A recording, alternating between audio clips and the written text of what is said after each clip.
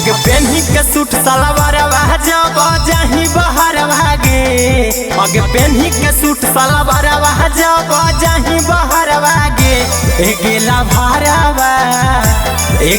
भरवा तोर कजरवा पमरौ नवादा शहर भागे ए गेला भरवा तोर कजरवा पमरा हो पटना शहर भागे अगे देखी के छौड़न में हो बहु छौड़ी रोजे झगड़ भागे अगे देखी के छौड़न में हो बहु छौड़ी रोजे झगड़ भागे ए गेला भरवा तोर कजरवा पमरौ नालंदा शहर भागे ए गेला भरवा तोर कजरवा पमरौ हो गया शहर भागे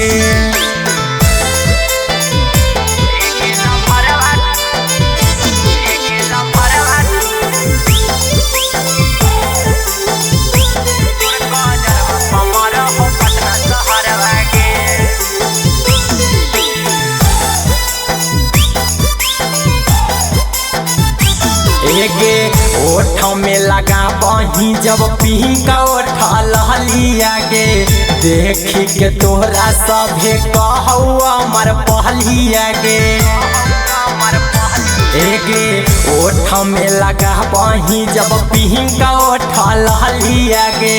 देखी के तोहरा सभे कहू अमर पहलिया गे अगे सोना के हरवा जैसन चमकौ तोरो चेहरवा गे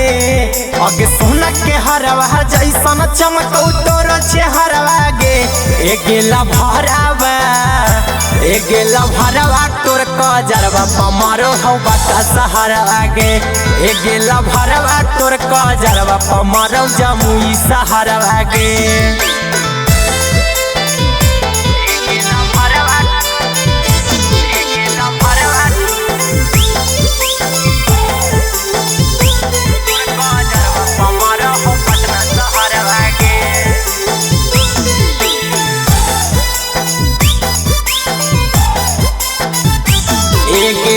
रोडावा पर चलही ऐसे जैसे फॉर्च्यूनर गे